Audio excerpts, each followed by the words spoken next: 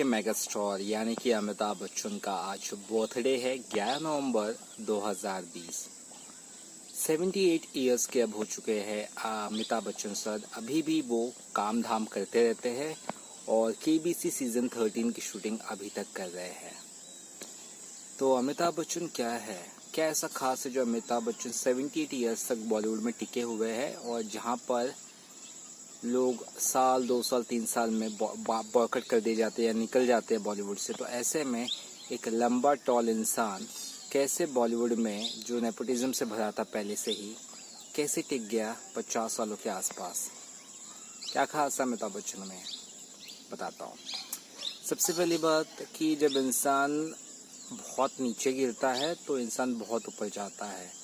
ये बात उस वक्त की है जब अमिताभ बच्चन कोई जाना माना चेहरा नहीं थे। वो कलकत्ता में काम करते थे और नॉर्मल सी फैक्ट्री, नॉर्मल सी लाइफस्टाइल उनकी थी, लेकिन वो चाहते थे कुछ अलग करना। उनके पिताजी बहुत रिनाउंड पोएट थे, हरिवंश राय बच्चन, लेकिन उनसे कुछ मदद ज़्यादा मांगना नहीं चाहते थे वो। इसलिए मुंबई की ओर उन्होंने रुख किया और जिद बना के रखी थी कि भैया मुझे कुछ करना है। तो ऑल इंडिया रेडियो उसी समय अमिताभ बच्चन ने अपना आवाज़, ऑफकोर्स रेडियो में आवाज़ ही चलती है, तो ऑल इंडिया रेडियो वालों ने इन्हें ये कहकर बोल दिया कि तुम्हारी आवाज़ प्रॉपर नहीं है एयर इंडिया रेडियो में, मतलब प्रॉपर नहीं है इस रेडियो प्लेटफॉर्म के लिए। इसलिए अमिताभ बच्चन उसके बाद कभी AIR पे कोई कुछ किया नहीं है, कि कोई वो नहीं दिया, इंटरव्यू कुछ नहीं दिया है। ये एक बहुत बड़ी बात है। इसे कहते हैं स्वैग और इसे कहते हैं हक से लेना किसी की। यानी कि मेरे बुरे वक्त में तुमने मेरा साथ नहीं दिया, अब मैं पॉपुलर, मेरे को तुम नहीं हो कुछ भी हो, मेरे को भाड़े में जाओ। इसलिए AIR से अमिताभ बच्चन को ठसन है। ठसन रखे भी क्यों ना, मतलब ज़रूरी है लाइफ में ठसन रखना, ज़रूरी कुछ चीज़ों के लिए। चलिए बात करते हैं उस इम्पोर्टेंट और मुश्किल भरे दौर में जब महमूद साहब के घर पर अमिताभ बच्चन रहा करते थे, स्ट्रगल करते थे। उस समय के जो हीरो होते थे, आपको याद है, धर्मेंद्र के तरह या जितेंद्र की तरह, तो अमिताभ बच्चन चेहरा किसी को हजम नहीं हो रहा था, क्योंकि अमिताभ बच्चन लंबे चौड़े थे, लंबे पतले, आंखें बड़ी बड़ी। लोगों को लगा यार हीरो टाइप मटेरियल नहीं है यार, मतलब उस सब में भी इश्यूज थे भाई, ऐसे नहीं कि अभी थे। एक लंबा सा बंदा थोड़ा सा पतला है, अजीब सा दिख रहा है, कैसे उसको पिक्चर मिले। रेशमा और शेरा में छोटा सा कैमियो टाइप रोल था उनका। और इसके अलावा अमिताभ बच्चन को आनंद फिल्म मिली। उस समय राजेश खन्ना बहुत बड़े सुपरस्टार थे, ऑफकोर्स बहुत बड़े सुपरस्टार थे और इंडिया के पहले सुपरस्टार थे। तो कुल मिलाकर आनंद फिल्म में एक छोटी सी भूमिका मिली। उसके बाद कई सारी फिल्में उनकी फ्लॉप गई। उसके बाद जंजीर फिल्म से उनकी किस्मत चमकी। उसके बाद अमिताभ बच्चन ने कभी मुड़कर नहीं देखा।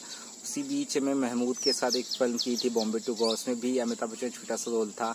अमिताभ बच्चन काफ़ी बीमार थे, उनका पहला ही शॉट था देखा ना है रे सोचा ना गाने के लिए, लेकिन अमिताभ बच्चन काफ़ी बीमार थे, लेकिन उन्होंने कहा कि मैं ये शॉट दूंगा, मेरी वजह से पूरी शूटिंग शायद लैप्स नहीं होनी चाहिए।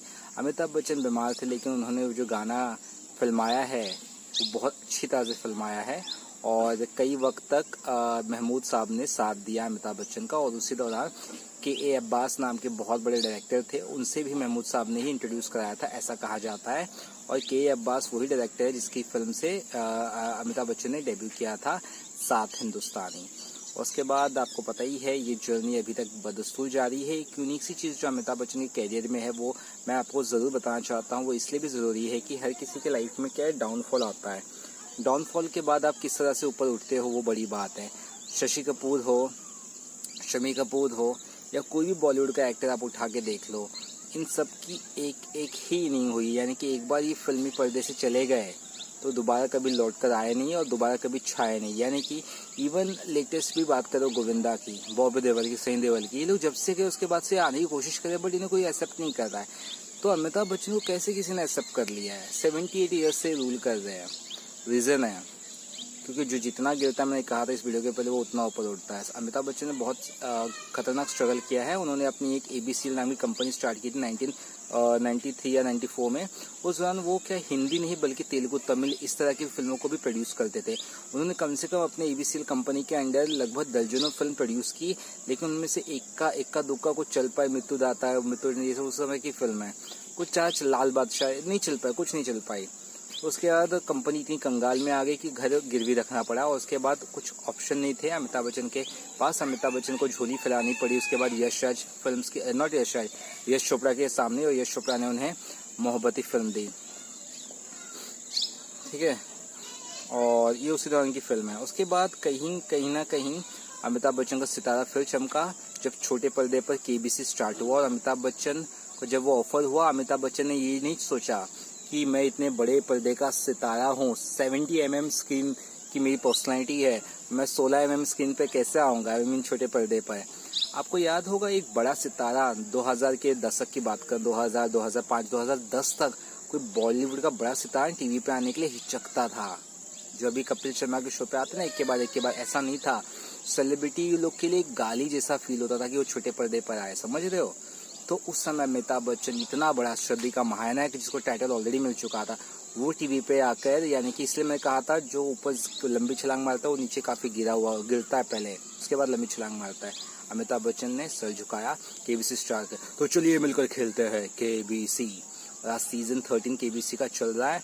अमिताभ बच्चन दौड़ रहे हैं, फिल्मों पे फिल्में कर रहे हो, और अभी दीपिका पादुकोण के साथ एक बड़ी फिल्म साइन की है जो तमिल प्रोजेक्ट है, तेलुगु प्रोजेक्ट, साउथ इंडिया का प्रोजेक्ट है, और प्रभास भी उसमें है।